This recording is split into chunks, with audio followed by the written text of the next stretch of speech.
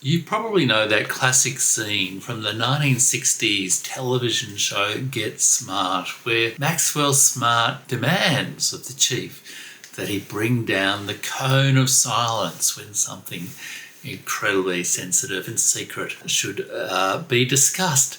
And I thought of that comedy this week when I saw news of calls for restrictions of speech, of a new regime of pre-bunking media views that is to be proposed for the European Union. Indeed, there was also a very compelling article by the writer Thomas Fazi in Unheard talking about Germany's somewhat disturbing turn towards some kind of authoritarianism. And one of the aspects of that turn towards authoritarianism that Thomas Fazi emphasised was a new law that was banning government officials from expressing views dissenting from the policies of the government of the day.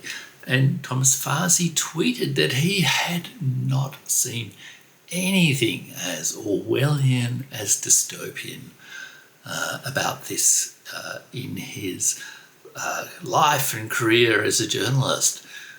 It struck me, however, that this new law is not so dystopian.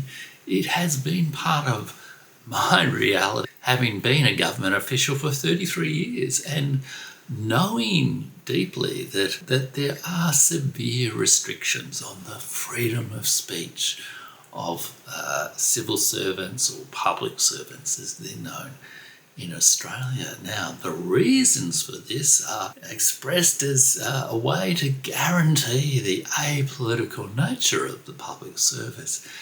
But in reality, it is not really a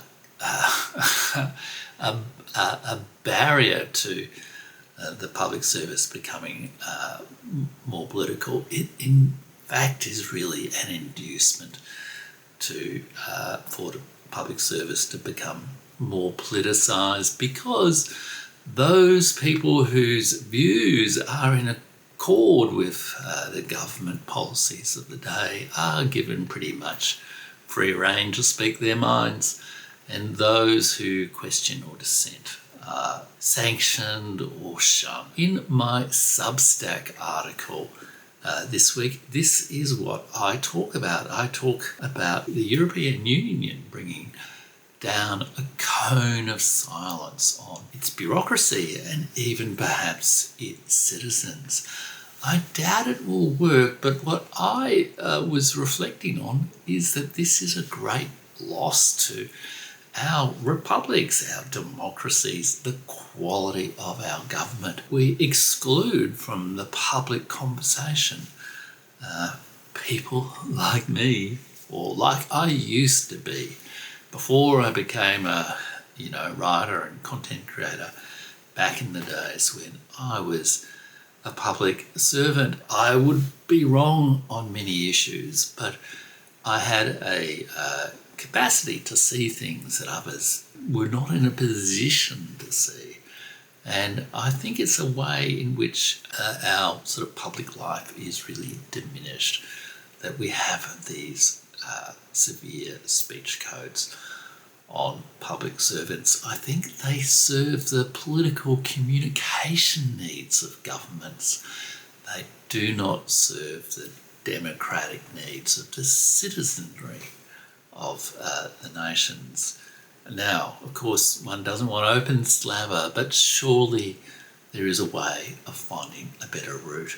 And in my Substack, I share with you an essay I wrote a couple of years ago on this whole issue of how we diminish the quality of our public discussion, how we are all diminished by the silencing of the voices of those lowly official bureaucrats. You can check it out in my link below, and the essay itself is also from my book, 13 Ways of Looking at a Bureaucrat.